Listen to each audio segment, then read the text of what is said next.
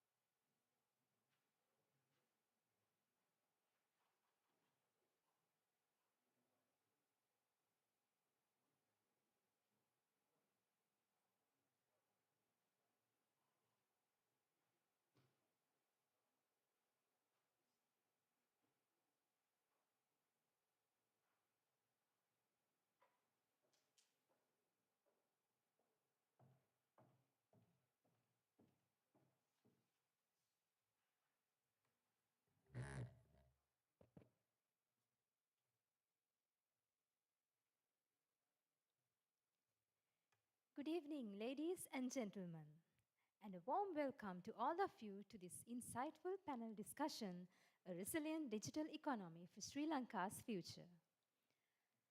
We are honored to have distinguished guests from government, industry, and academia joining us today as we explore the essential strategies, challenges, and opportunities that will shape Sri Lanka's digital future. This event, organized by the University of Colombo School of Computing Alumni Association, is conducted for its second consecutive year as a post-budget analysis discussion. And this year, it serves as a timely platform for thought leaders, policymakers, and industry experts to engage in a meaningful exchange of ideas aimed at strengthening the nation's digital ecosystem and enhancing long-term resilience. To officially commence today's proceedings, I now invite the President of the UCSC Alumni Association, Mr. 𝗟𝗘𝗦𝗡𝗅, to deliver the welcome speech.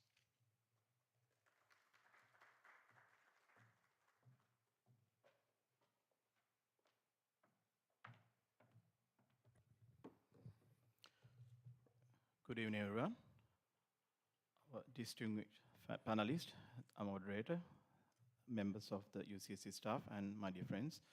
So on behalf of the UCSC alumni, I warmly welcome you all to this great our calendar year in program, where we hold this on an annual basis from a post-budget perspective, where we are heading towards from an IT industry as a country. So this is the second time we are doing it. Last time I remember we brought Dr. Hans and spoke about the initiative that's spinning across from the government policy strategies perspective to go there by 2030, our 5 billion ICT economic target. And here, after 1 year, we are bringing you, my dear Honorable Minister and the distinguished other panelists in relevant to speak about where we are right now and share some good insights about how the country is developing on this aspect. So I warmly welcome you to stay tuned and get all these insights and be inspired with what's coming up and contribute towards the digital economy of the Sri Lanka and for the development of the country end of the day. Thank you.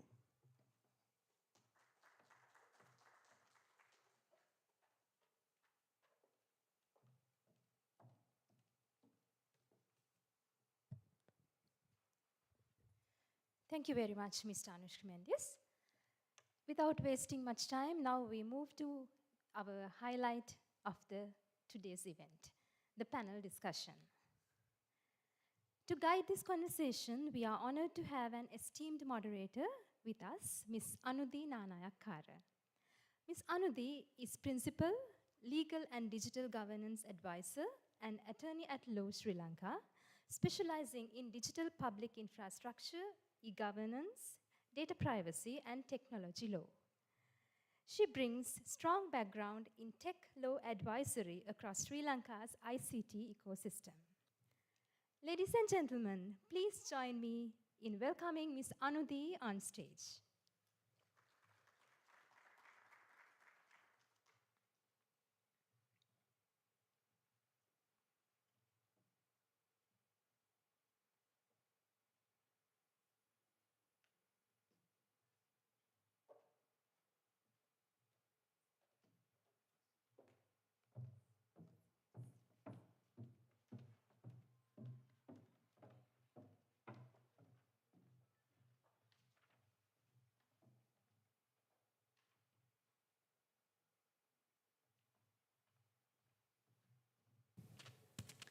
Good evening, everyone.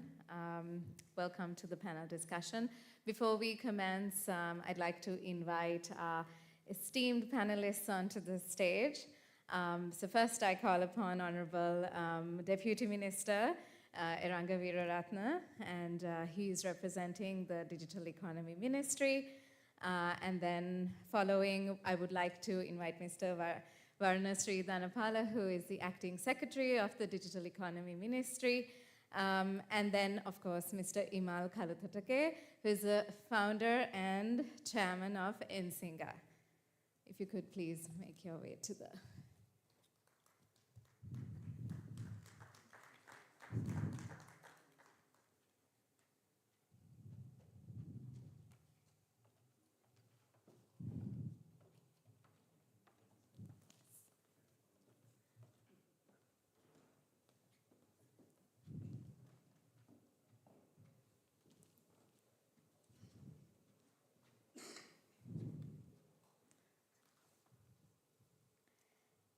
As the panelists settle in, I want to take a moment to acknowledge and thank all of you who are here today.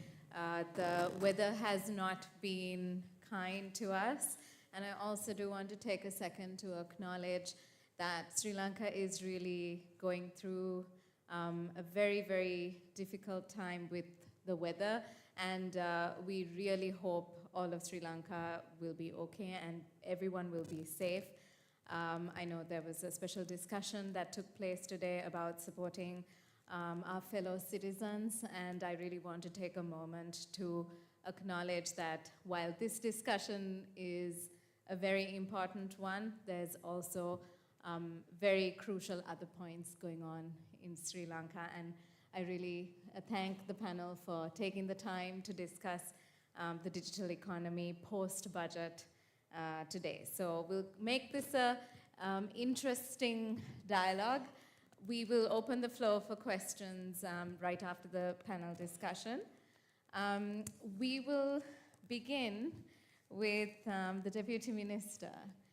Before we look towards the future, I know we're discussing the 2026 budget. There's the proposals that have been put forward. The 2025 budget also allocated significant amounts for digital projects and digital initiatives. There was a significant emphasis on digital transformation. So looking back, what would you say are the key positive outcomes and the success stories, particularly from a citizen's perspective and from the industry perspective? Right. So, first of all, I think one of the main objectives when we came into power is to align all the digitalization that is happening in various sectors in the government, various ministries, the institutions, and all these things, including the provincial councils level, to kind of a single digital economic blueprint. And that we achieved by bringing the one platform, which highlights all the horizontal DPI solutions as well as the individual pillar-based applications. And in that, like our target is to get more private organization involved in the solution delivery part. So we got the cabinet approval for the whole digital economy policy, and then we got the same mandate for all the other ministries, institutions, and including the provincial councils to align to that. So that's, I think, one of the number one key objective which we were able to achieve. And at the same time, in those digital horizontal DPI platforms, we've been able to get certain things out, such as the payment, GovPay-based payments, which is tremendously successful, connecting to more than 200 plus institutions within a very short time span, and also getting various services like 3,000 odd services now being able to pay digitally, including the traffic fine payments. So, so that's one solution. And then the digital ID. Now, digital ID, we believe is the main DPI solution that we are targeting, because that will be the base for any government or private sector service that requires certain authentication of a citizen. And with that, like we can so much simplify the financial processing and so on, even going up to the tax collection and everything. So we've laid the basic foundation that is required for us to build on top of that. And with that alignment, I think we are going for 2026 with good allocation of budget for execution of these activities. And with that, institutions are being now getting formed, such as GovTech. We are ready to go and get that leapfrog jump in the digitalization. That's right. Thank you. And there was approximately, I believe, 21.8 billion rupees allocated last year, and it has significantly gone up this year for the digital initiatives or the proposed budget for 26. On that note, Secretary Mr. Dhanapala, what I would like to ask you is the flip side of it. There was a lot allocated for the digital initiatives.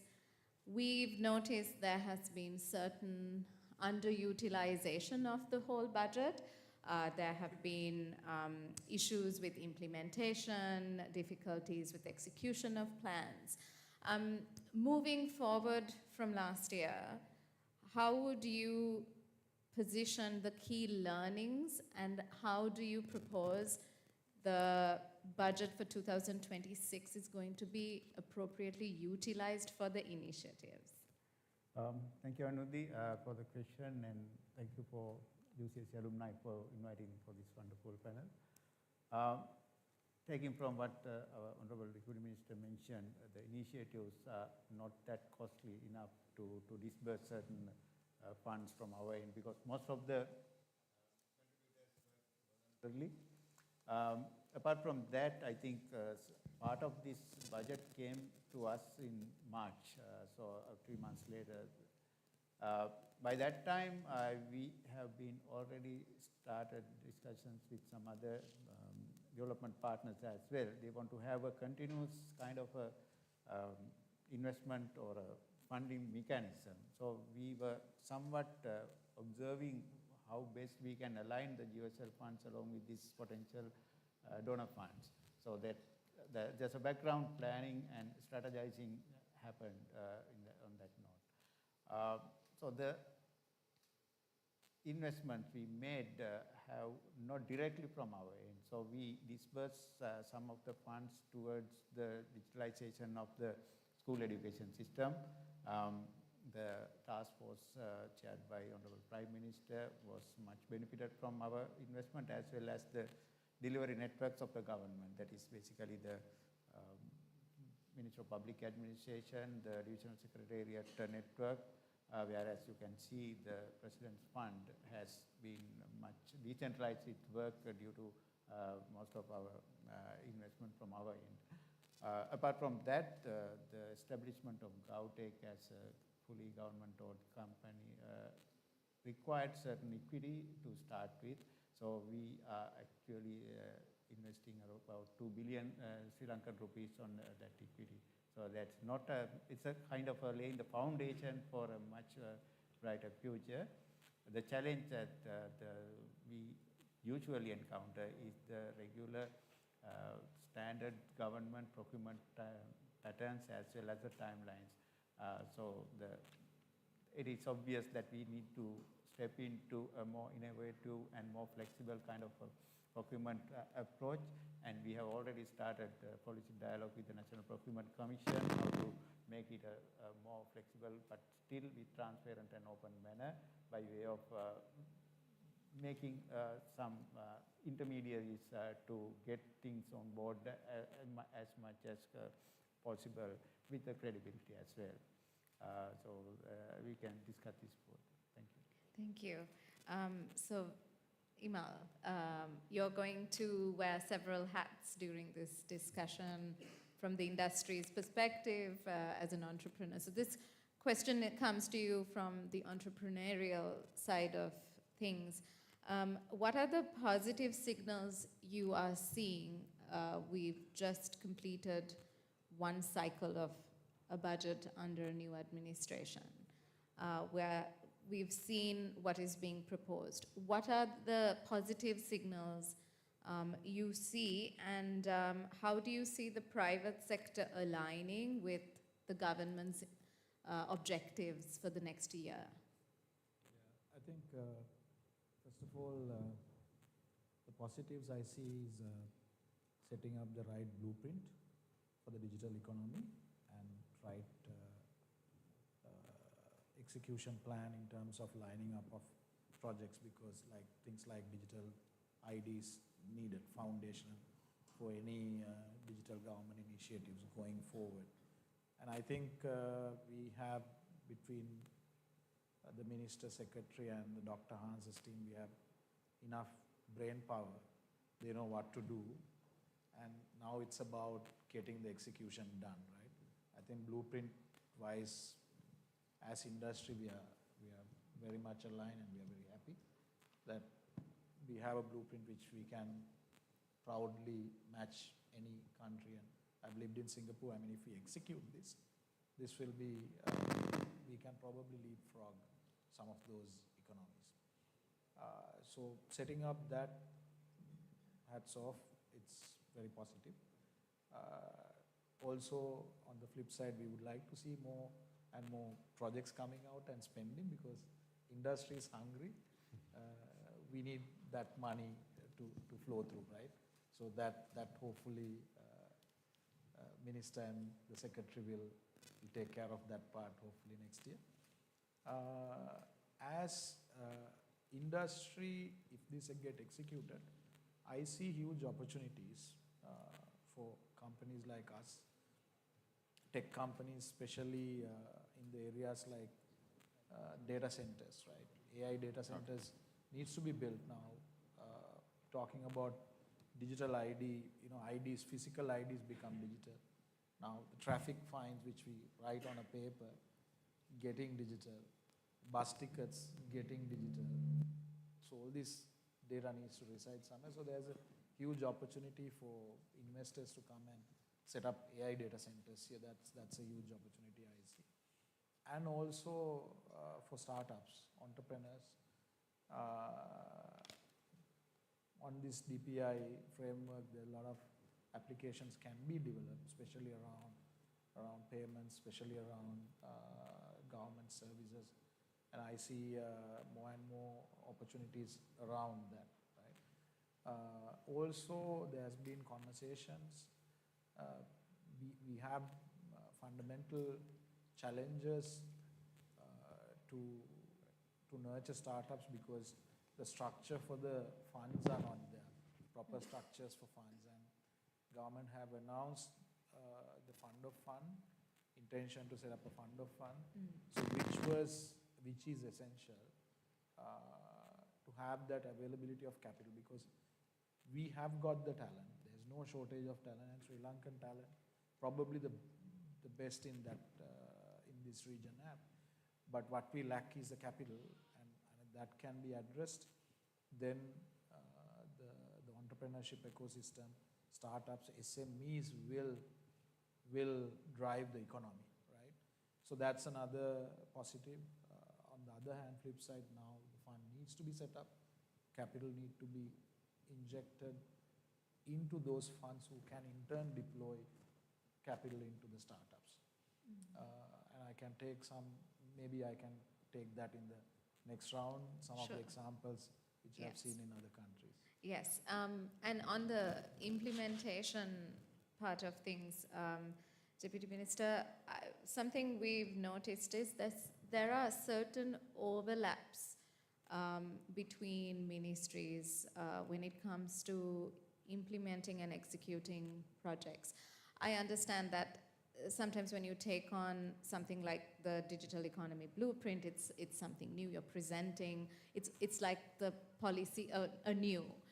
But how do we ensure that we limit the overlap between ministries taking on digital initiatives? And this is all very positive, but should we now reduce the reinventing of the wheel? I know under health-related data, there are several projects going on. So let's talk about how we, implement the digital economy blueprint, but also reduce the number of resources that are pretty much doing the same thing. Yeah, I think, Anudi, that's a very valid point. the whole purpose of establishing Digital Economy Ministry is for that, to centralize the execution as well as policy making for this different digitalization that is happening throughout the government. So in that, this time, I think for the first time, all the ministries and institutions are coordinating with the Digital Economy Ministry to get advice on the digital and the technical aspects, as well as guidance to see like whether we can do the project for them. So that's, I think, a great development which has not been happened in the past. And because of that coordination, good coordination, this time around, like we can lay out the right foundational system as well as avoid the duplication that is happening. And at the same time, we are building the main digital infrastructure from the digital ID, the national digital data exchange, and the payment gateways and so on. And the whole the guidance that we have, guidelines that we have given for this digitalization is to have cloud first, API first kind of strategies, so that any solutions that's been done would be able to integrate with the other solutions. Otherwise, what happens is all the various places, like they reinvent the wheel and they try to create their own silo-based solution, which is disconnected from rest of the government platforms and working in isolation. And at the same time, most of these solutions are done separately in all these different places like provincial council, divisional secretariat councils and so on. So instead of that, this time we are laying out the blueprint for those different layers of solutions as well. The other point is, we are now in the final stage of getting a cabinet paper and approval done for a marketplace. So the idea of marketplace is for us to assess the best solutions that are needed, like common solutions that are needed by all the organizations such as ERP platforms, HR and so on, so that we can uniform all the systems that are going into various places. And also we can have common platforms shared by multiple institutions than doing their own systems. Right. Then thirdly, we are getting all these systems into a proper government cloud platform. Now, previously what happened was all these different institutions try to build their own data centers in-house. And we can't call them data centers because sometimes it's only a single rack, maybe 1 or 2 servers sitting in an isolated corner in their building. But this time, like we have got engaged with the private sector to build good cloud platform with all the redundancy requirement, redundancy, the security and so on, so that these institutions can consume cloud services out of that. And that will enable us also as the marketplace to implement government-wide solutions that can be consumed by various other departments. Then fourth point is that we are in the discussion with the National Procurement Commission to come up with the IS procurement, Information System Procurement, new guideline, because the existing guidelines are made for traditional procurement, like construction of a building, dam, or something like that.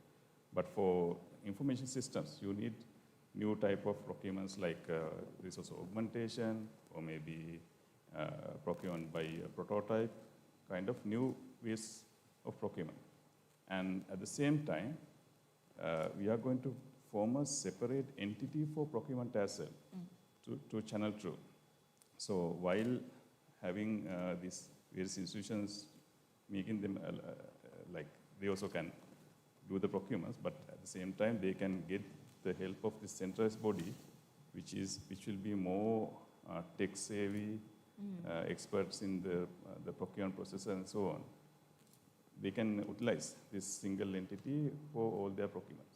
That way we can streamline these various procurements without making it duplications. So that's kind of a high-level strategy that we are doing. Great. I do have a question on the procurement aspect. We'll come to that in the next round. Mr. Dhanapala, we have a question from our sponsors, 𝗟𝗘𝗢𝗡𝗢𝗡. They are in the API data and AI governance space. This is also, I think, a very relevant question. We saw the amendment to the PDPA being passed, and now the Data Protection Authority being established. I believe the vacancies are out there. It's closed now. So that's good news. We're really being pushed towards helping the infrastructure and supporting it in terms of data privacy. And we are really looking at privacy by design. Having said that, how is the government planning to establish a unified governance framework for digital assets to ensure the interoperability aspect as well as the consistency element? Yes, if you are aware of the overall digital economy blueprint, the middle layer is the DPI layer. Whereas we have this cloud connectivity as well as identity solutions, including of the National Data Exchange. As the Minister just mentioned, this cutting across all the government entities, big or small, will earlier or later should comply with these standards. So what we have is just recommendation at the moment. There's no law. We are facilitating just to come out with the silo system and come on board to share their systems and data with others. So these compliance requirements will be gradually developed by way of a new authority called the Digital Economy Authority with much powers or authority. So it will give directives for the head of organizations to invest properly on their infrastructure as well as the maintenance and other supporting HR as well. So then from the bottom-up approach, so then where the data is generated should be done in a way that they are interoperable in other systems. And also they are complying with certain standards, maybe when it comes to the linguistic aspect, it could be Unicode or any other standards that we prescribe. So when we are describing a certain kind of security or any other measures should be done in accordance with that particular guidance. So this compliance part is it's a kind of a win-win, right? So that is once you invest properly, even with a high cost, then they can be repeatedly used across their own systems and they can be benefited across the other systems of the government.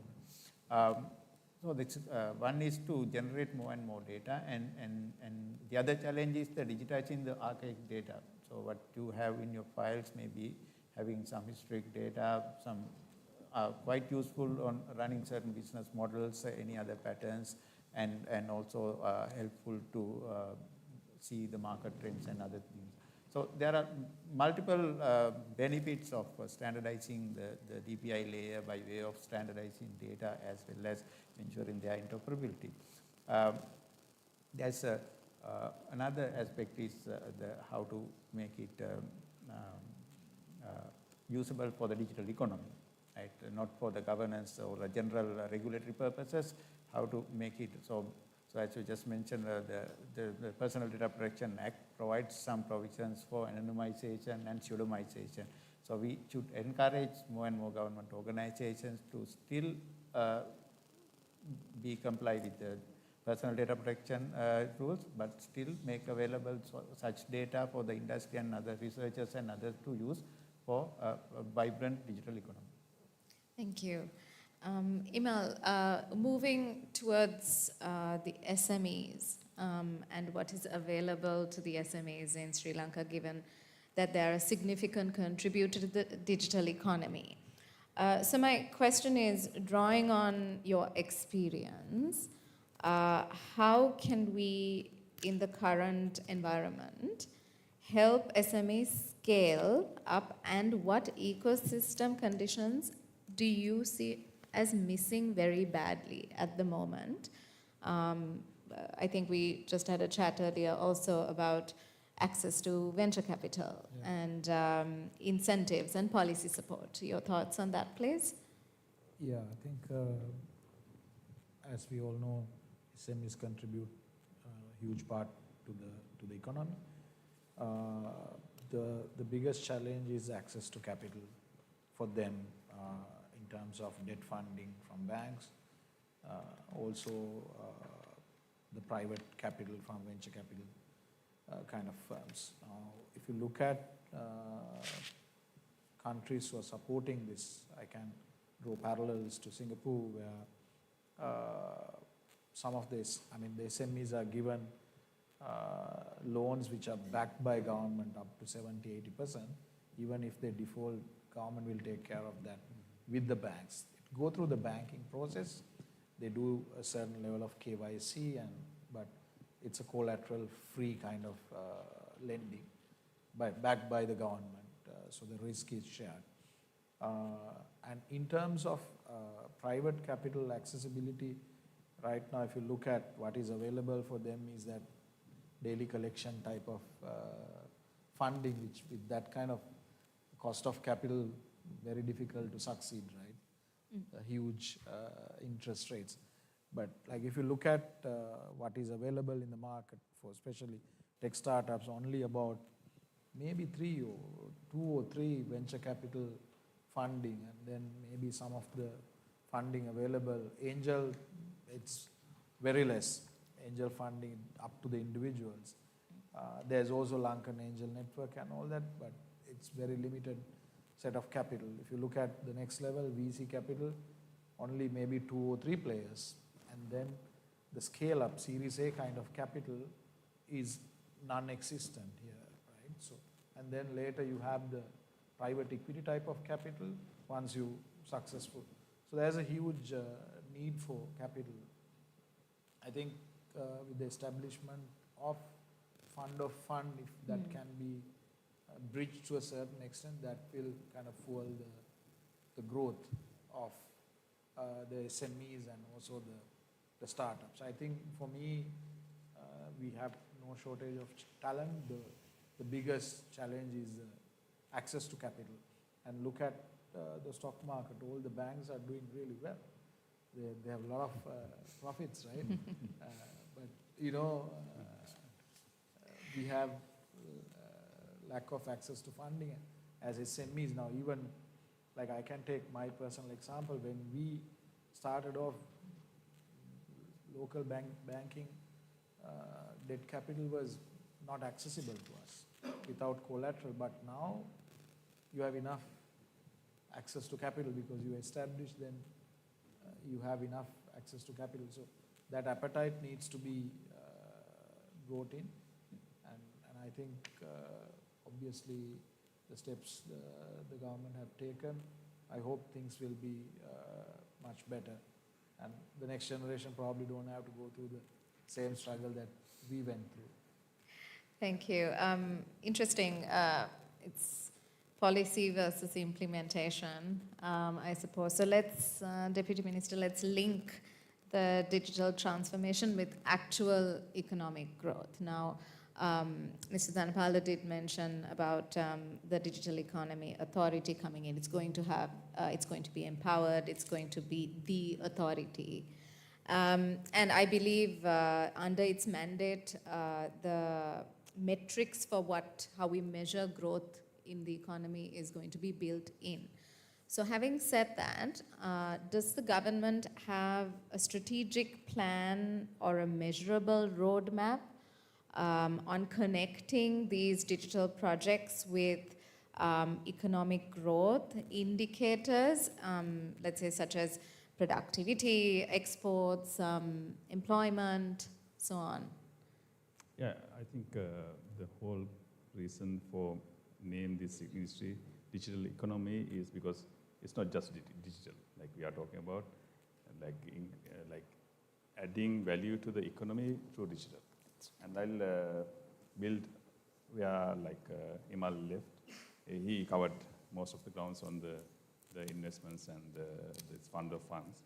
So what we have seen in the digital industry, as a IT industry in Sri Lanka, most of the startups who are coming up with some innovative solution, they exit too early from Sri Lanka. Like they go and establish in some other country for two reasons. One is the capital, the second one is the market. That's why we are now trying to establish this fund of fund to attract foreign investors. Of course, local investors will also get benefited out of this, but mainly foreign investors coming and investing in the startups or the innovative companies in Sri Lanka. That way, like now when foreign companies come and invest in a company in Sri Lanka, they again bring money to the country, and also they bring the market access to the country. It's not just the money that's coming in. And that market access is very much needed for startups with new innovative solutions, for them to access market as well as for scaling purpose. And so this fund of fund is a kind of a matching funding mechanism, where when some investor comes and invests on a company in Sri Lanka, like we'll have a matching funding done out of this fund, and invest on these funds, and we are now working on the right policy regulations to establish that fund. And even for funds to establish in Sri Lanka, not fund of fund, just fund of fund, but even for other funds to establish in Sri Lanka, we need certain policy changes. And that we are in discussion with the Ministry of Finance, Central Bank, and the VUI to have the right policy in Sri Lanka, because funds require, when they come in, they will consume a lot of other services in the country. And when they come in, they will consume a lot of other services in the country. And at the same time, if the banking services are used in the country, then of course the money flows also will happen, and the deposits will also be made in those respective countries. So we are looking at establishing that, and that will serve at least for the regional countries to establish virtual offices in Sri Lanka, and of course then consume and add value to the local economy, and at the same time for Sri Lanka to go up in the ladder of digital in the marketplace. Then thirdly, we are looking at this DPI layer, where data centers, AI data centers is one of key aspect. So by utilizing the local non-political or non-aligned political status in the region, we are promoting Sri Lanka as a hub for data centers, AI data centers. And you know, now there's a concept, most of the governments are now concerned of data sovereignty. And we can use that for our interest to establish AI data centers as data embassies in Sri Lanka, or data centers as data embassies in Sri Lanka, where other countries can use that data center environment as their own, like an embassy in foreign soil. And because of our non-alignment in the political terms, we can serve the various countries where other countries may not be in that position. So that way, we are talking to multiple organizations, including the big giant hyperscale data center providers, to establish data centers. And we see good interest. And for that, of course, we'll need the right energy sector development happening in Sri Lanka, like multi-grid energy infrastructure. Then the cost of energy has to be comparative to the world energy levels, which our Ministry of Energy also willing to provide. And in the 2026 budget also, like there's a certain budget allocation to look at certain subsidy to attract such investors coming in. And therefore, like based on the current interest that we have seen, and we are going to release a RFI next week for these investors to bid in. And thereafter, of course, it will be a direct negotiation with those interested parties. So when we establish large-scale data centers, AI data centers, that will, of course, add value to the local digital industry.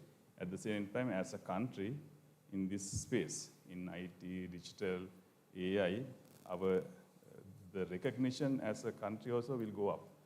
Because what we see today, or what we hear today is, maybe one gigawatt data center is being established in India, Singapore, Malaysia. Likewise, we are nowhere. So we want that jump coming into the country. Then the other aspect is, now all this government digitalization we are doing to increase the efficiency in the government, provide better service to the public. And by just doing that, we believe we can achieve 3 to 4% of economic growth, jump in the GDP growth. Because in India, now currently their GDP growth rate is somewhere around 6.2. And they are looking at achieving more than 10% GDP growth by 2030, just by focusing on digitalization. And if you look at the digital payments kind of services in India, more than 98% payments, retail payments, are currently digital.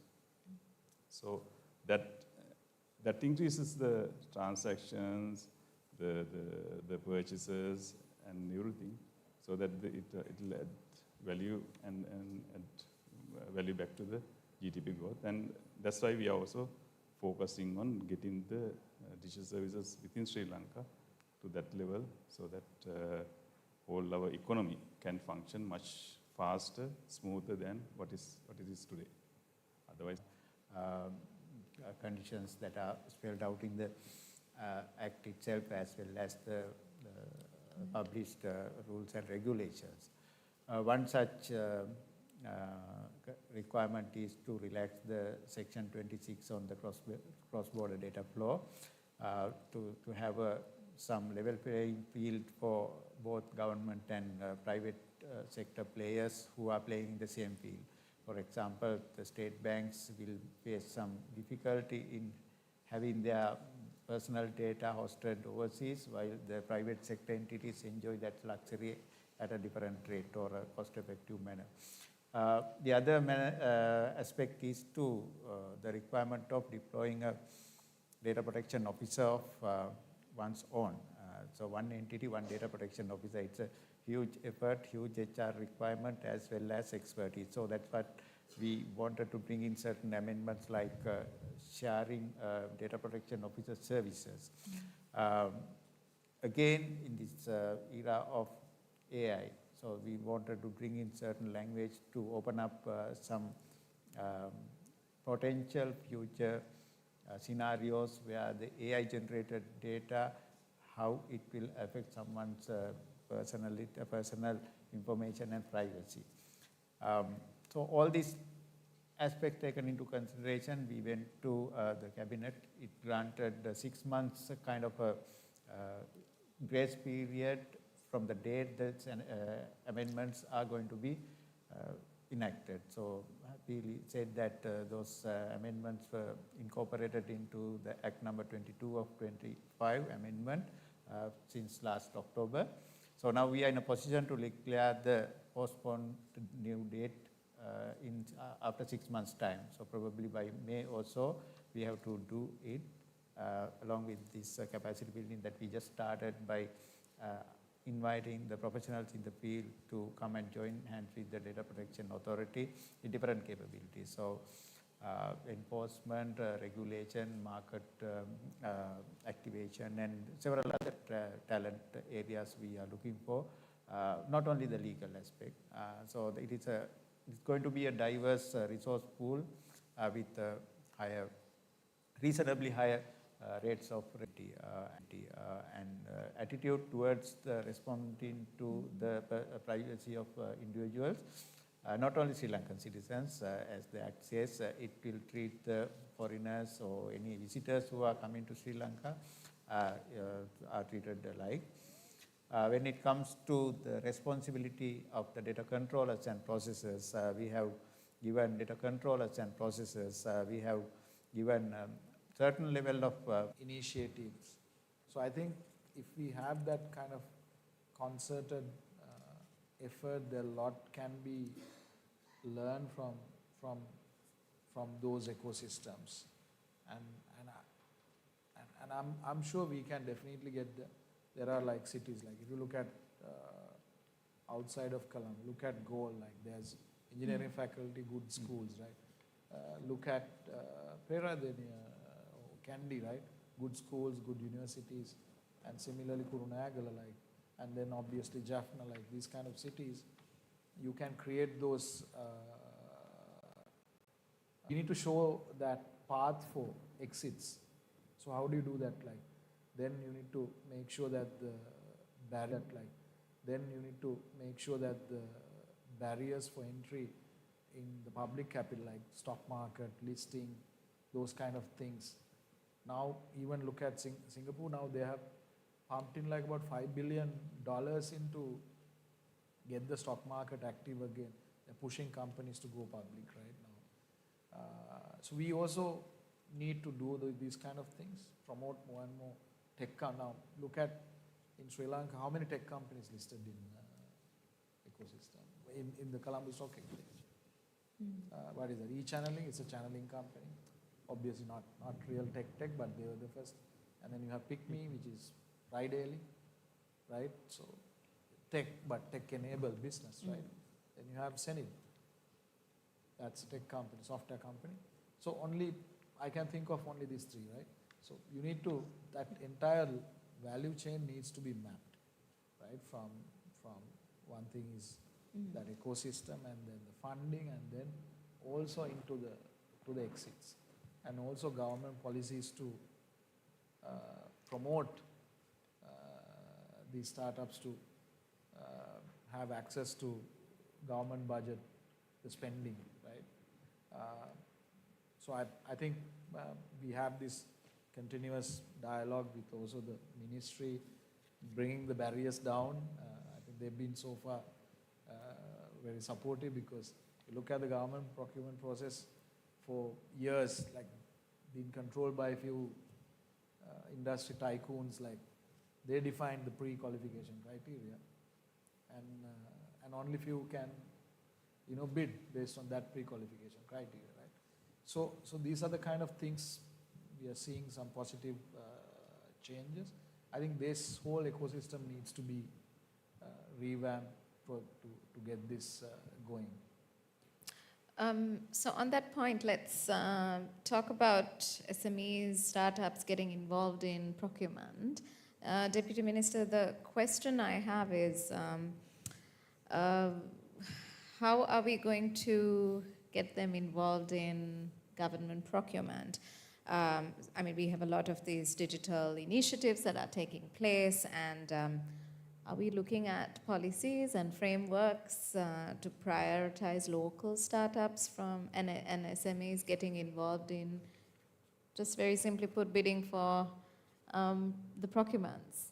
Certainly. I think with the upcoming IS procurement guideline, we are going to bring in certain elements that will allow and favor to a certain extent the local startups, and also especially creating the ability for them to bid and participate in those.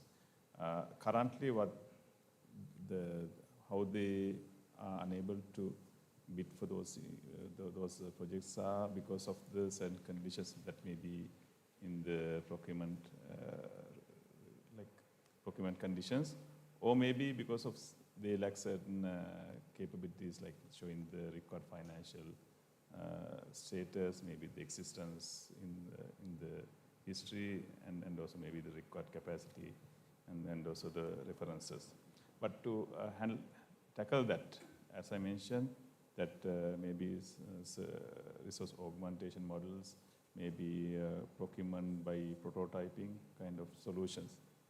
We are going to include that into that IS procurement new guideline. So especially proving the capabilities by doing a prototype would enable these startups to showcase their talent, their abilities to deliver something and build from there. But at the same time, we'll be very cautious because sustainability of those projects or the implementations has to be available, enabled as well. Because currently, what we see is a lot of projects are there in the government institutions where the vendor who did that either have forgotten about the project or the product or maybe not existing. So we will give more priority to product companies than project companies.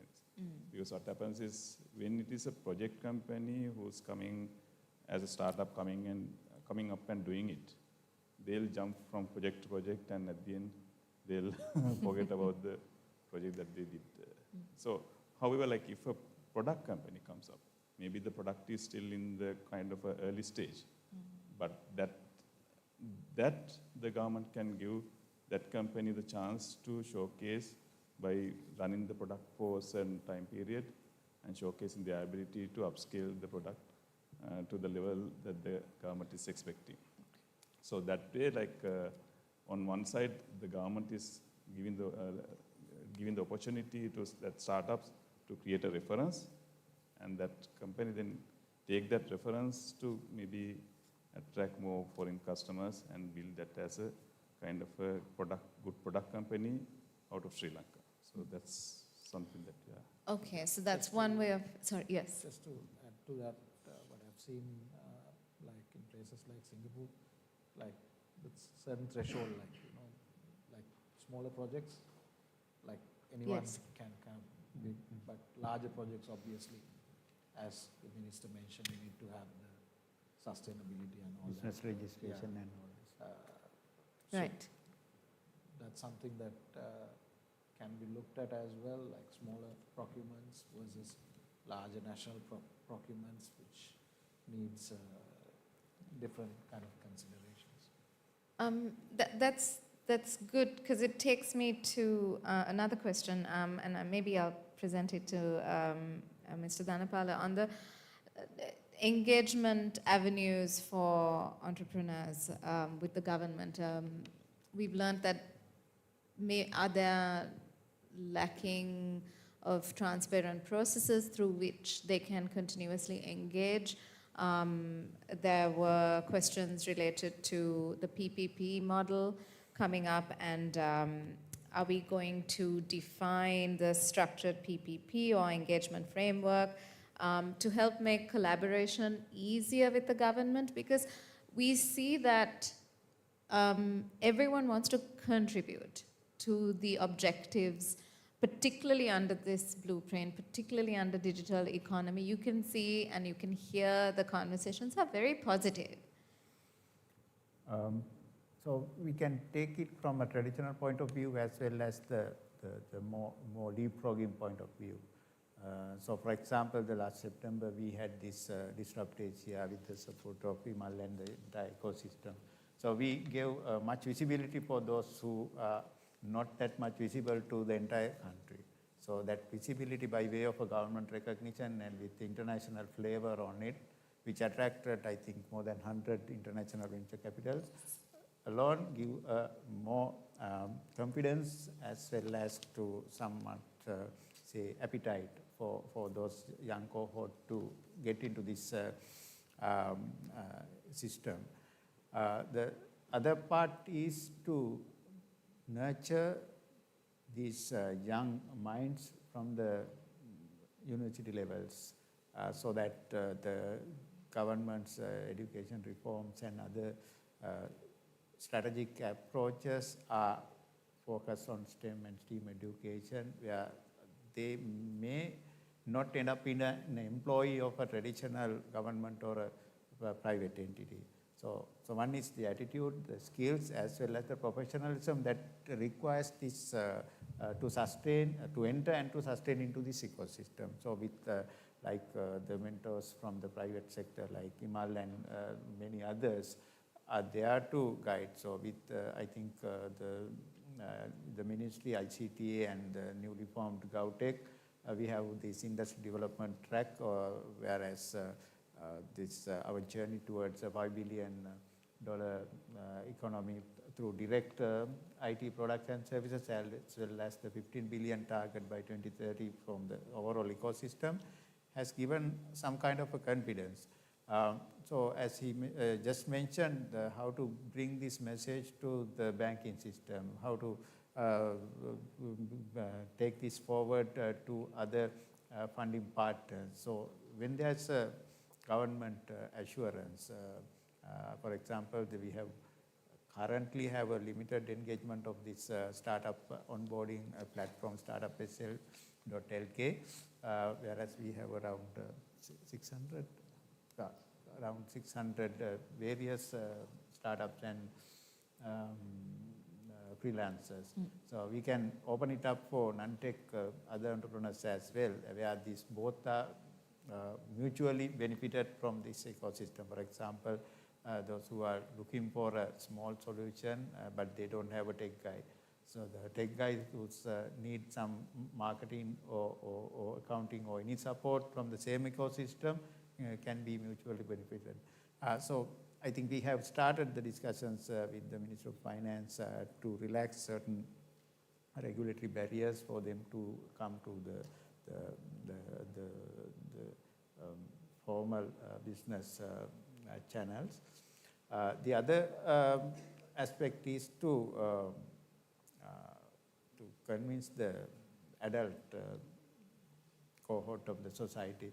So this is not a risky area, but still there's a guarantee that if you exit with a high value knowledge product or a concept, that will bring more confidence as well as revenue to the industry as well as to the country. So these are the little things that I think we have enough examples from the rural areas, hill country, from Jaffna, those who came with many hardships, but could demonstrate their ability to penetrate the maybe the metropolitan-based kind of a knowledge bases with much more innovative ideas, and even to exit to Singapore or any country.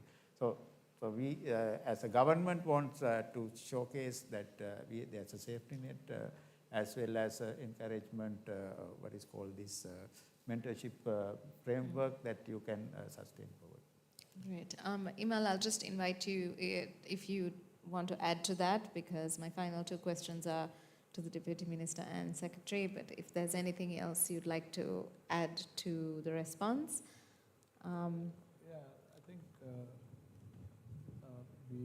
we have to promote entrepreneurship as a career at very early stage, like Secretary mentioned, at the school level, because like sometimes now we have that at university level, but university is also getting studious people, right? But, you know, maybe the hustlers are the guys who probably drop out, and we are not catching them in any of those current forms. So that's something that we probably need to take to the school level with STEAM education, and the entrepreneurship centers and entrepreneurship can be taken at the school level. We can probably get a lot more better quality and quantity into the system, so that probably some efforts probably been taken, but I think we need to do it a little more. I think then we can have this ecosystem of job creators than job seekers. Great, thank you. Ladies and gentlemen, I'd like to remind you that after the next two questions, we open up the floor for questions, so please have them ready. Yes, Deputy Minister, we've transitioned or transitioning from ICTA to GovTech. GovTech has been established, fully owned, government owns it fully, but is a private limited company. There was a question, is this ICTA with a different name, or what's the future like for GovTech, and what can we expect? Right. So, yeah, ICT also started to implement digitalization in the country. GovTech's mandate is the same. But there are distinct differences, such as now GovTech will be capitalized with substantial money for it to execute projects. And the expectation is to be a self-sustaining entity eventually, maybe within 5 years' time, for it to reach the self-sustainability. For that, it has to execute the projects properly, and also it has to manage its cost structures and deliver that are practical as well as sustainable in the digital space, as well as certain things on revenue generation. Now, when doing certain government projects currently also, if the services that's been delivered by ICT like entities are considered as free services. Yes. Therefore, the ownership doesn't get passed through to the respective organization that's consuming those services. Therefore, they don't care whether this service is being successful or not. They just say it's ICT's system and it's not theirs. So when we charge for certain service, of course, even within government, if we implement the certain charging principles, such as when you consume electricity, you pay to CEB that cost. That's right. So similarly, for any service, there's a cost, and then the institution will consume the service that is required for it to function. And also then at the end, it will be there in their PNL also, or the PNL, and therefore like the institution also gets the ownership of that solution, and at the end, the leaders in that institution is responsible to use the solution to the maximum. So that's the different thought process that went into forming GovTech. So it will be run through a board, and there will be a CEO and the whole structure, and it will report to what we are going to form next, the Digital Economy Authority. So that Digital Economy Authority will be the ultimate policy developer for the whole of government, and that entity will report to a cabinet subcommittee, which will pass all the government-wide policy decisions. So that new structure will enable us to attract more private professionals in the industry scale salaries and so on, because we need professionals coming for execution of these, what is in the policy as well as the digital blueprint. So to attract these professionals, we are forming these two entities. Okay. Then, Mr. Dhanapala, are we digitally ready? What's the capacity building we are looking at, not just from the citizens' perspective, but also from the public services perspective? Lots of digital initiatives, but let's talk about the practicality. Yes, we are in a society with around 65 to 70% of digital literacy, so that means still there's a gap to fill. There's age, gender, geographical divide across this ecosystem. Anyway, we have to intervene strategically. That's why we in the Digital Economy Blueprint keeps the capacity building as a cross-cutting fifth entity across 4 other areas. So it is a way out, I think, from the traditional models to the new models of distance and other modes of education are fully deployed in the coming months. So we have started partnership with certain local and international players who are coming with basic solutions whereby we do not need to reinvent the wheel. So maybe we want to make it more localized by way of language and some other ways. But I think we have to think of fast-tracking this area. The other aspect is to the capacity of the infrastructure, the networking, the mobile penetration, and the 4G and 5G penetration. I think we are about to auction the 5G spectrum by next month. That will be a game changer because high quality and high speed broadband facility will be there in the most remote areas.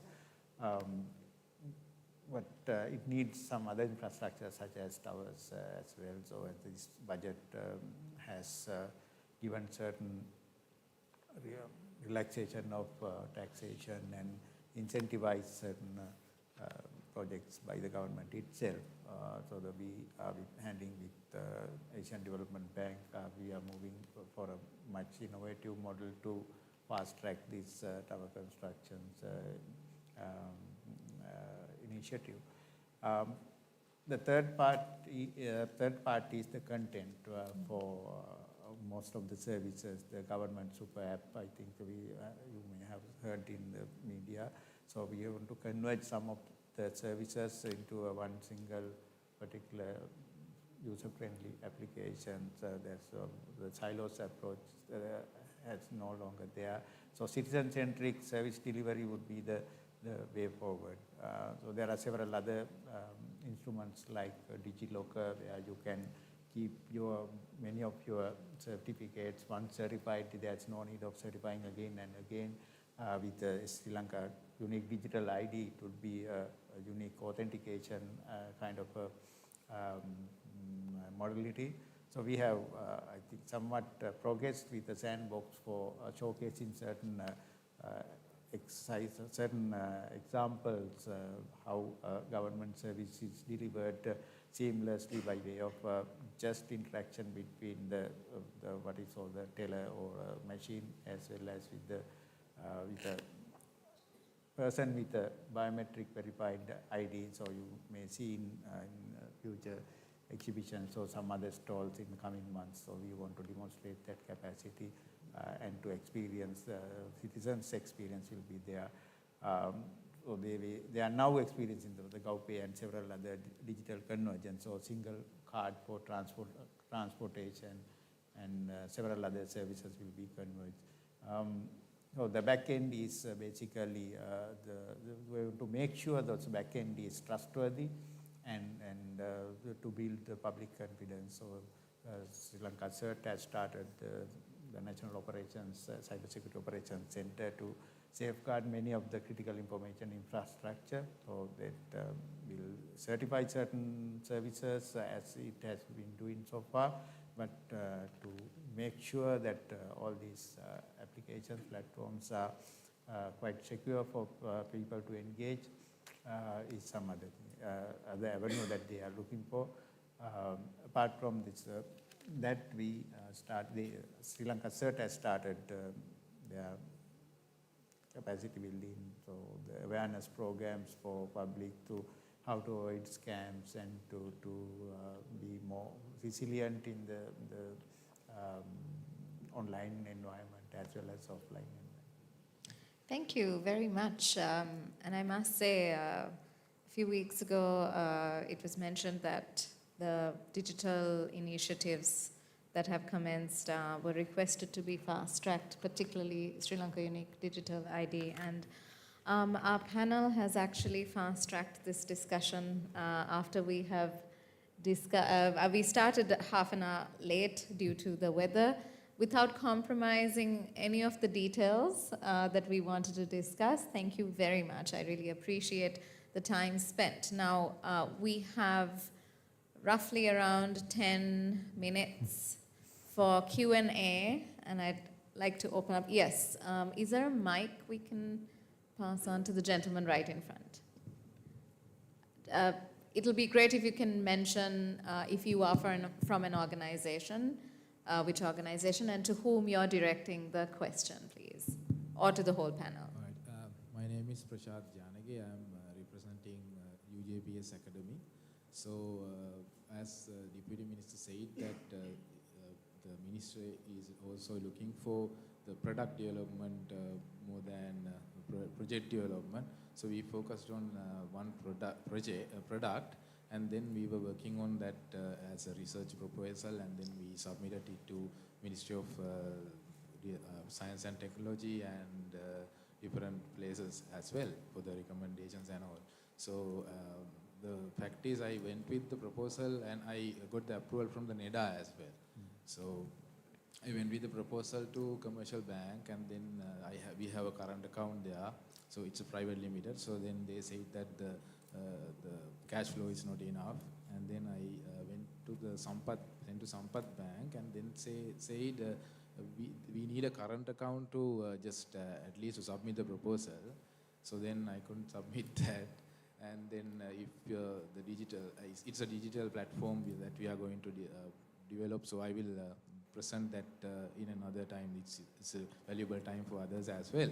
So I'm not going to present the proposal and everything in detail here, but if you can give me a chance to present it in another time, then I will present the proposal. So my question is, so how we can get the reference from digital economy, as we are going to develop a very crucial system.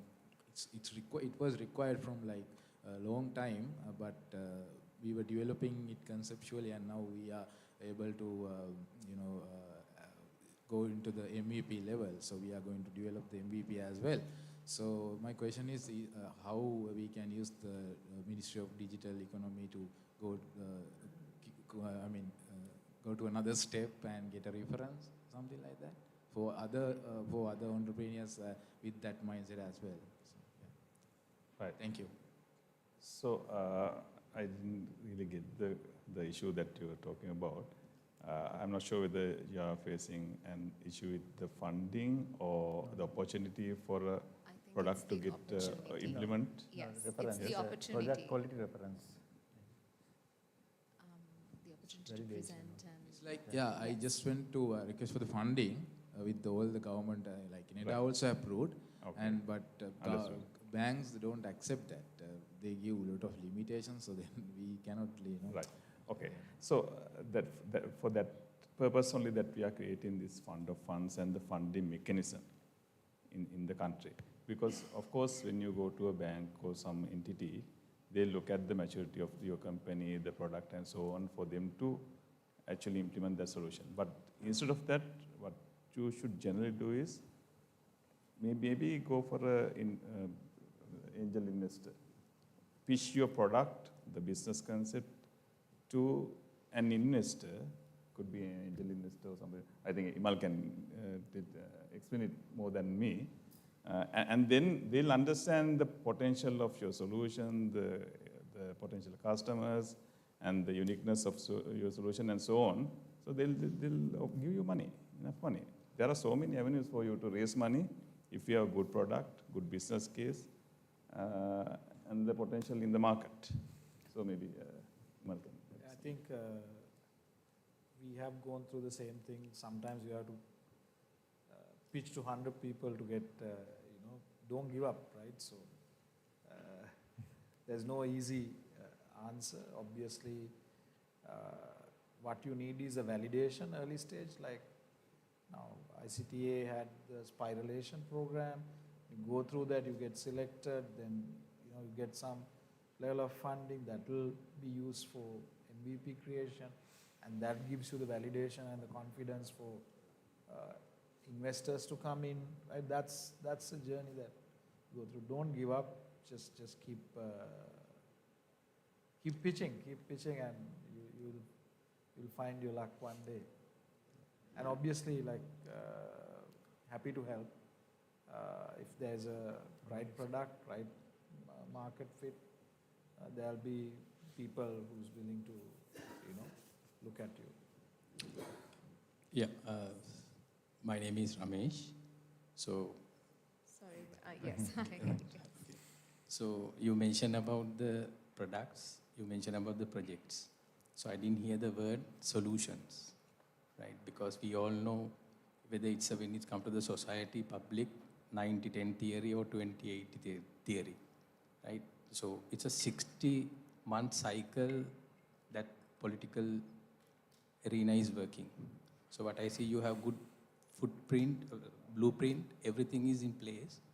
So what is the, in your rollout plan execution, as you said, so okay, if it is a product, if it is sustainability that you are looking at, what we want to actually understand, the executions coming into place. Because that 80-20 theory, where the 80% will be benefited, where the 90-10 theory, so 90% is benefited. So what I feel the question and the suggestion here is, rather because this arena of projects, products leaves certain vacuum for people to play around. If you look at the solutions as well as the sustainability, where the public-private partnership, maybe new things to introduce like revenue share concept into your policies, the procurement policies that you are coming in, that might help us. The question is, so the execution is for the 80%, because we know that 80% of the society is still seeking and waiting for that benefit to be come on that way with this digital economy transformation. That's the question. So as a government, we are very much open for public-private engagement. So that's why now, when you're talking about GovTech also, you asked the question of the capacity building. So it's tough. Like, we want to get the best of the best to that company, and our target is to make that the best tech company in Sri Lanka. But don't get scared. It's not to like for software development. It is to develop the architectures, solutions, project governance, and ensure that the implementation and sustainability and everything is in place, so that whatever the digitalization that's happening are sustainable. And we'll engage with private sector for almost all the kind of solution delivery. And you are right, I said as product, of course, it's a solution. And so solutions to problems. But at the same time, we don't want to do many solutions. We are trying to look at how much we can consolidate and have minimum number of systems in the government, because otherwise it's unmanageable.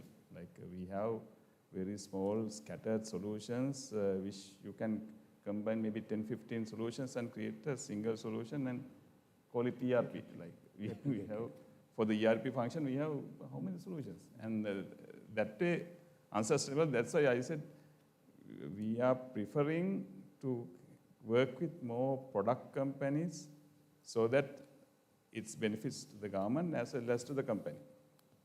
But of course, you can't have products for everything.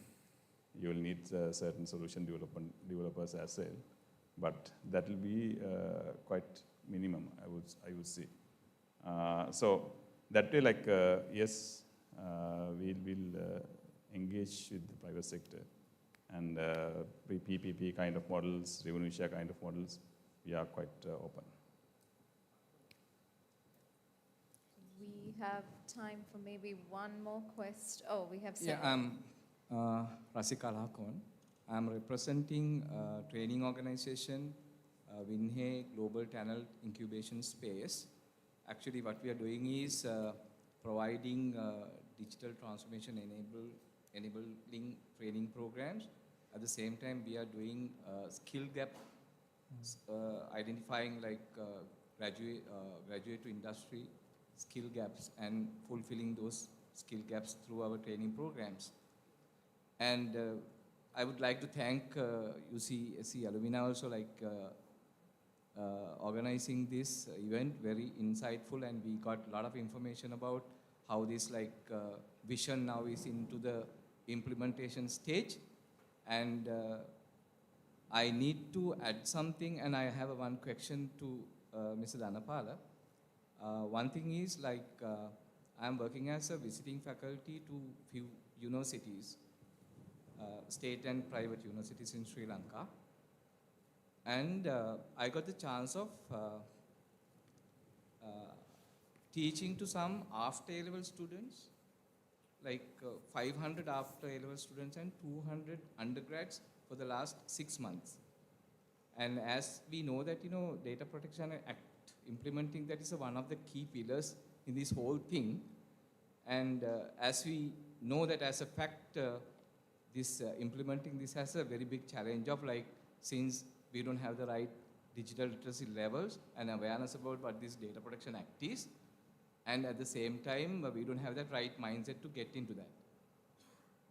Let me share this experience very quickly. I asked the question from all these 700 students, do you know what is PDPA? So shockingly, actually speaking from that after A-level students, they didn't have that awareness about what is PDPA. At least actually 2% people were there, they aware about it. But rest of the 98 people from that after A-level crowd, they didn't have that understanding. So that I then changed my question to whether you know Personal Data Protection Act. Then few people, they answered yes, but not many again. So that what my question is to the Deputy Minister at the same time, Dr. Dhanapala, so how we can improve the awareness, because they are the people, undergrads and the after people are going to be the rest of our workforce, so that they are going to basically take this challenge, and we are also facing the same challenge, educating now the current level as well. But how do we have any strategy for that? Have you identified something to fulfill that awareness gap? That's a great question, and thank you. In the interest of time, I just want to ask, is there anyone else who has a question related to the PDPA that we can present the panel so that everyone can be heard? I'll come back. There are 2 questions. I'm sorry, we'll have to limit it to the final 2. But yes, over to the both. So thank you for this, your study and coming up with results. Basically, the education system takes much time to absorb something to its curriculum. So even in the case of cybersecurity, it took several years to absorb into the school curriculum and make it a part of the. So what we suggest is to a lateral kind of awareness across the system beyond the normal school curriculum through teachers and maybe tuition and other systems we have, the other alternative education systems. The abbreviation itself, PDPA, is maybe a known word for the legal and the industrial community, but not to the school community, of course. So even the difference between the general data and the personal data, still there's ambiguity in the society. So we have to really take it to the masses who will distinguish this, because this Personal Data Protection Act applies not only for the digital data, it's non-digital data as well. For the government sector, health data, as well as the private sector data as well. So it's this what is called these misconceptions, as well as lack of awareness should be addressed. I think there's a strategic communication plan outlined by the action plan of the Data Protection Authority to address this in a more innovative way. So we will get your point and take into our future deliberations as well. Thank you. May I also add? Yes, of course. So yes, I understand now the whole purpose of the Data Protection Authority is to create awareness as well. Now when you say awareness, there are 2 aspects. One is how to safeguard data in one side.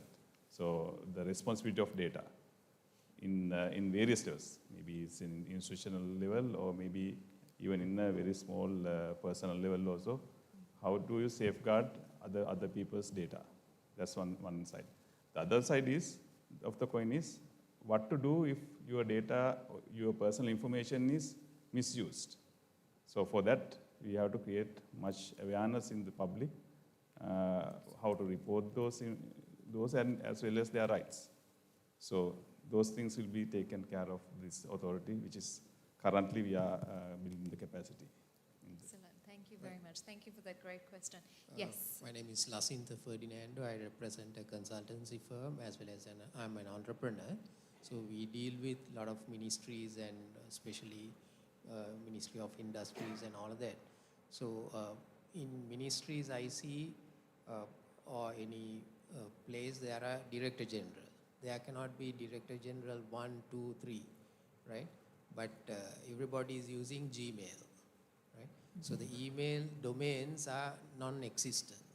So when a country had corruption and accountability as a major issue, getting this little thing right to give a specific email for any authority, right? And even if that person leaves, the next person takes the same email address and run with it.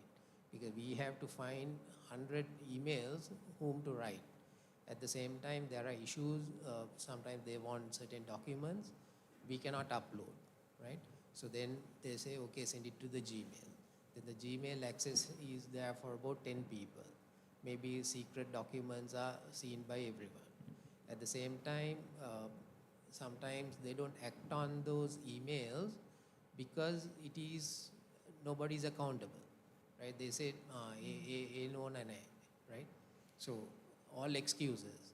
So these are minor thing. I mean, we spoke about a lot of good things which is happening, but to get this corruption and accountability right, this little thing has to fall in place, in my opinion. Yeah, great question. And I just want to add to that, with the Electronic Transactions Act also being available, I think this is a debate we've had for many years. So how are we looking at it at the moment? So to respond to your question, yes, there's behavioral as well as the regulatory part missing to make it mandatory for government official email. So there were some facilities given to many of the officials at the executive level, but some of the constraints have stopped them using it. But now we are in the process of expanding the capacity of Lanka Government Clouds, and we can add more and more government domain, the email addresses as an to meet that requirement. Apart from the mere email solution, we are now in the process of introducing a government-wide collaborative suite where this communication, storage, as well as group-related communication will be enhanced.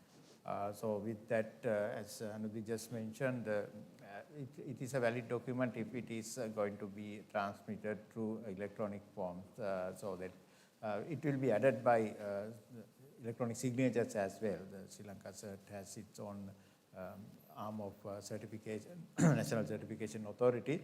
So for much high security and much high authenticity, it can be added. So we have budgeted it for the next 2 years. I think it can be rolled out. So your point is well taken that it is connected with the personal data, so that people must be definitely reluctant to provide data into a platform unknown to them or some other domain than the expected agency domain. Thank you. Mr. Minister? Sorry, we had a question in that corner. Same row in the corner, please. I'm sorry, he raised his hand for quite some time. We'll come back. This will have to be the final. I'm so sorry. I know we have a lot of questions, but that we've run over time now. I'm very sorry. We have to limit it. Yes. Hi. Fascinating conversation. I really thank you all for being here. I really enjoyed listening to this. My name is Sunara. I'm working at Alumni. I had a few concerns, actually. So one of the points raised that you kept going on about was the digital initiatives and the blueprints and the infrastructure, for example, and the fact that you wanted to, you're looking to India as a sort of example. I was just quickly looking on my phone, and I saw that India is like the 4th or the 10th strongest cybersecurity framework in the world. So with that being said, does the blueprint also run in tandem with that? So for example, is there a robust cybersecurity framework being planned by the government, which will be alongside all these sort of digital initiatives, which would, enhance business confidence? I mean, for example, August or April or something, there was a massive hack of Cargill's where a lot of people's personal data was leaked. So,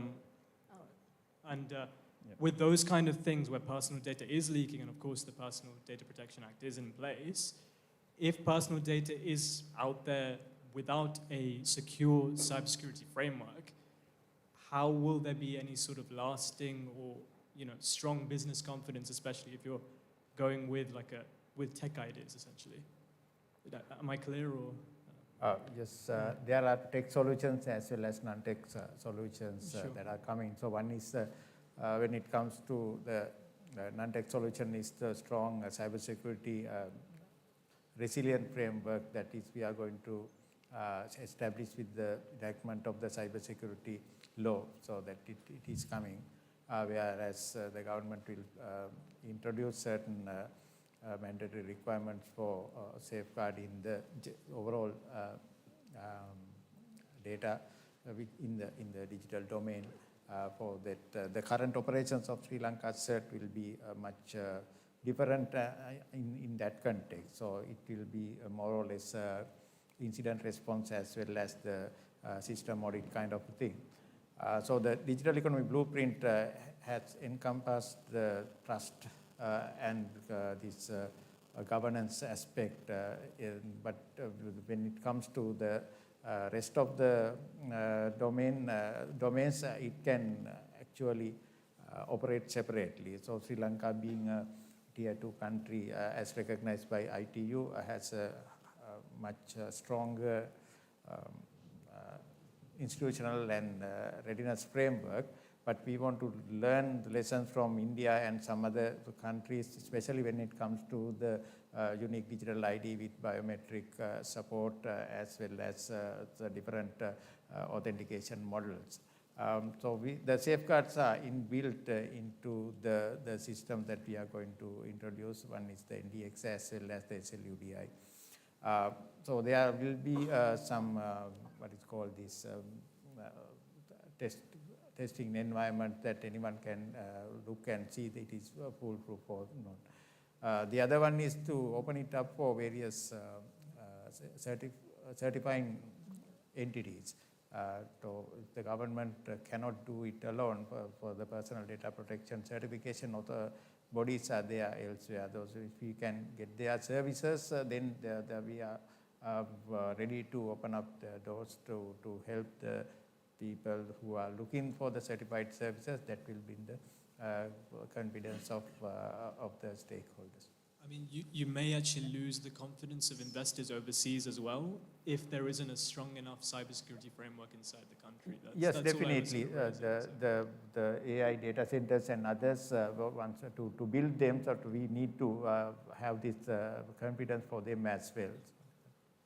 Yeah, and also with the upcoming Cybersecurity Act, we'll be establishing a cybersecurity authority similar to Data Protection Authority, like it will be the enforcement arm of these security measures in government as well as the private sector entities. And the Act will have the incident reporting mechanisms as well as the guidelines as well as the penalties for non-reporting cybersecurity incidents.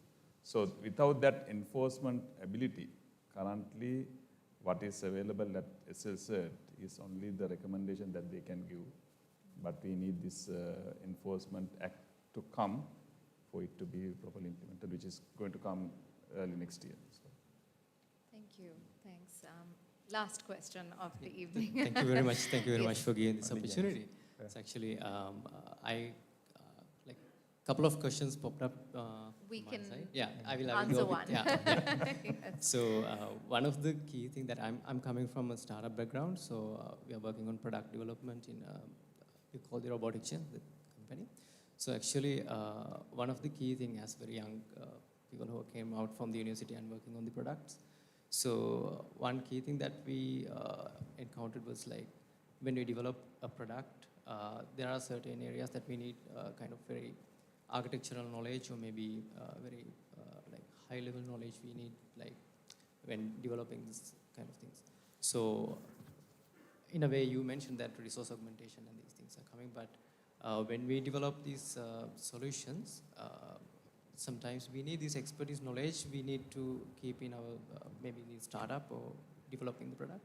So how, is there any way like we can get this thing apart from the mentorship, or maybe like how we can get this investment into that products in a easier manner? I think maybe Mr. Imal also can give some inputs on that. And at the same time, what we are seeing is like when we position these products, I mean, we are drastically seeing about positioning it in Sri Lanka, but also the same thing we can position in other countries as well.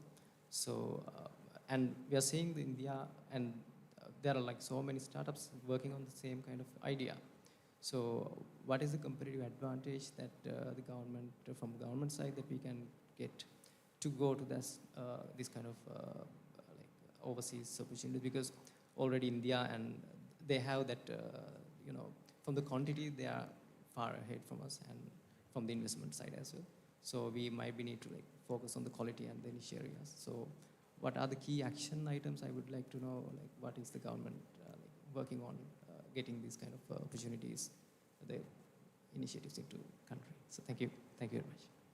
Would you like to take first? Yeah, I think I believe Sri Lanka, you mentioned about the problems we have, scale. What I believe is Sri Lanka, given we are a smaller nation and we don't have the scale which can compete with India, it's always, for startups, we always recommend to build product companies, right? B2B product. B2C also we can't scale because of the small population. B2B product, you look at the startups, I mean, Millennium IT, London Stock Exchange acquisition, WSO2, and you'll see a few more coming. All these are like product startups. Even within a large economy or large company, product are built by few smart people. So that's something that you should focus on. In terms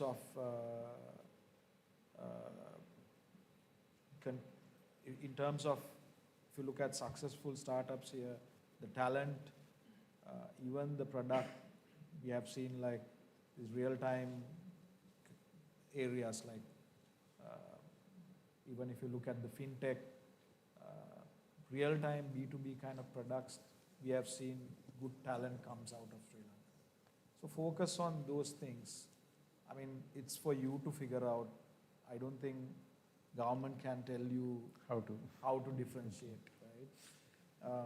So obviously government can help you set up the ecosystems right, set up the policies right in terms of funding ecosystem, in terms of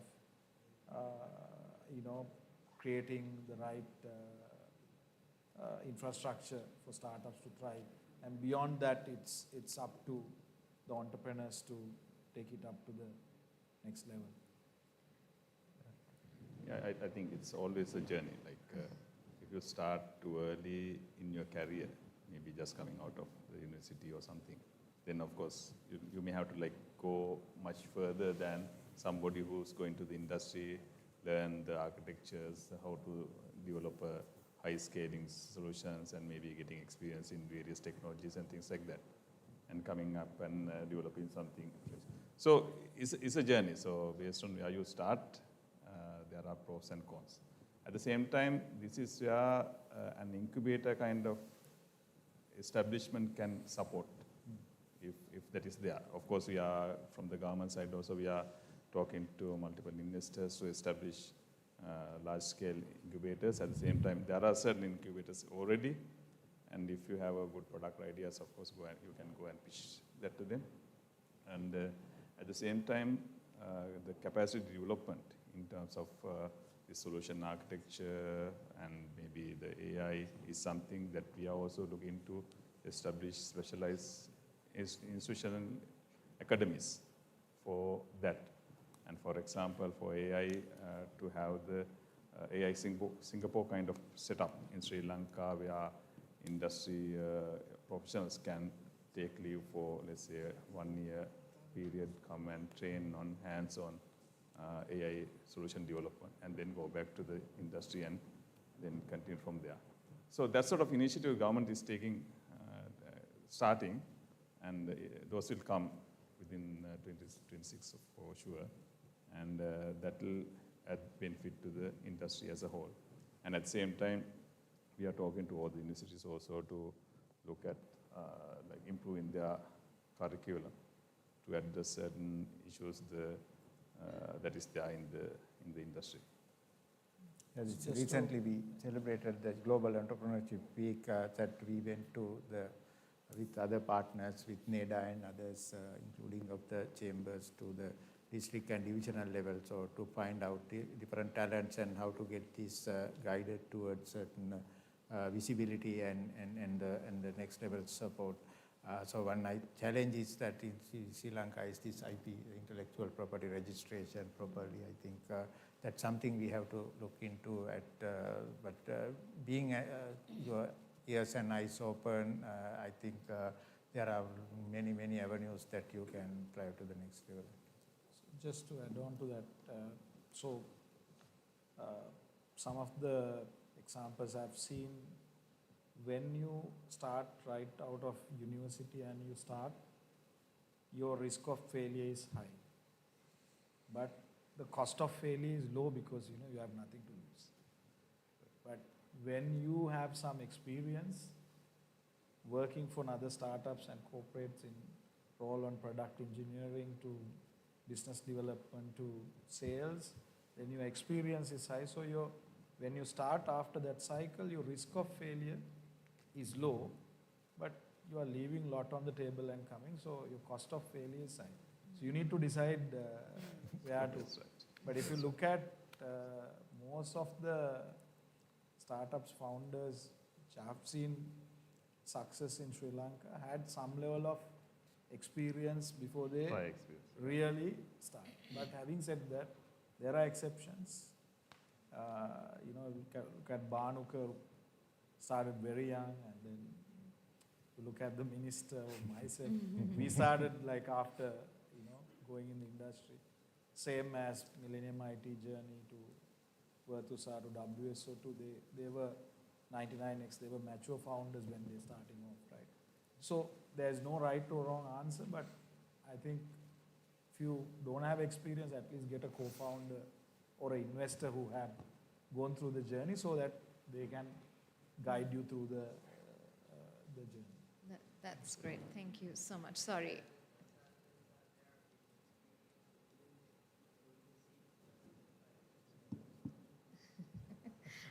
I take this as a sign of a very successful conversation. Yes. That's it. But at the same time, the Sri Lankan entrepreneurs who are there today are very much willing to help teams like you. If you have a real idea or something to get advice, you can talk to Imal. You can talk to myself. I've been informed by the organizers that there is a question. Yes. Mr. Minister and Mr. Dhanapala, you mentioned a host of initiatives, like you're discussing with the national procurement. Just a little louder. So introduce yourself. So my name is 𝗥𝗘𝗦𝗏𝗧𝗥𝗘𝗡𝗢𝗧. I'm from the Sunday Times. Nice to see all three of you again. Just to find out, you mentioned a host of initiatives now, like the National Procurement Committee. You're discussing to change certain things and the fund of funds and things. But shouldn't these be done through changes in law? Yes. So how long will that take? Like fund of funds, where are the discussions at with the ministry? Those discussions are quite mature at the moment. Of course, it will take a couple of more months for them to be established and form the required acts and the amendments that needs to be done. And thereafter, it has to go through the parliaments and the whole the approval process, of course. And for the authority, Digital Economic Authority, to be established, the Digital Transformation Act, now in the draft stage,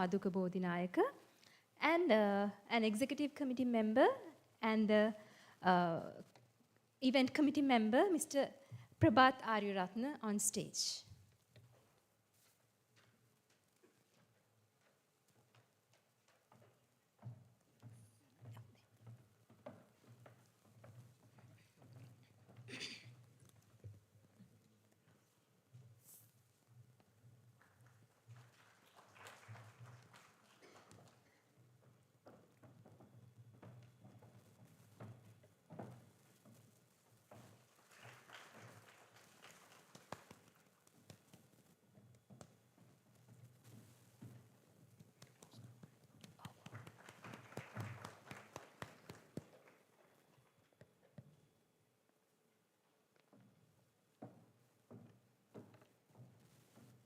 Oh, for me as well. Okay. Thank you. Thanks so much. Thank you. Thank you once again to our distinguished panel members and our moderator for your valuable contributions.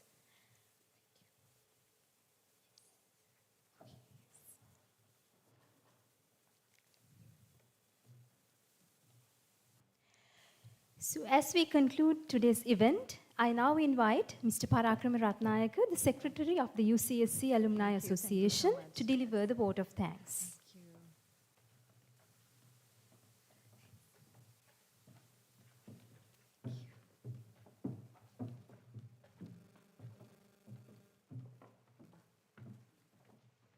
I will not take much time.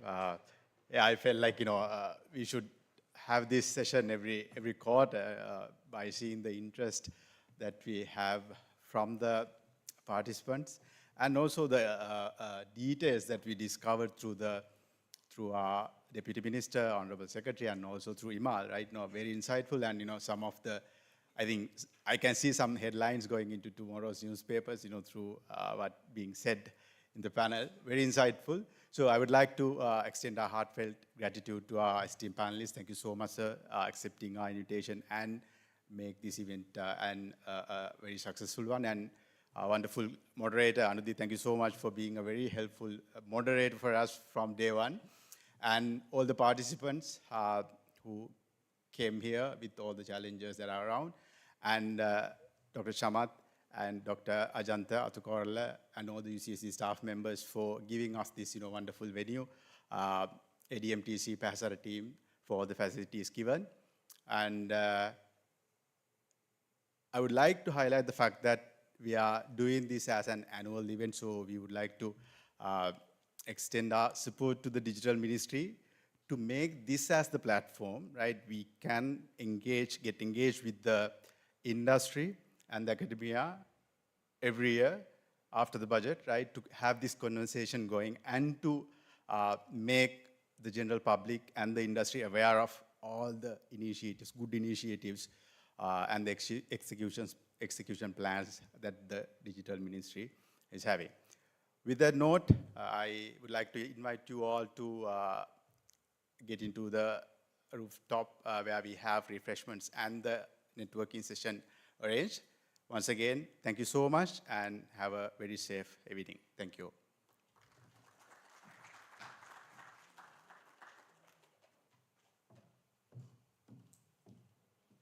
Thank you so much, all of you, our panel members and our guests, for being here today with us.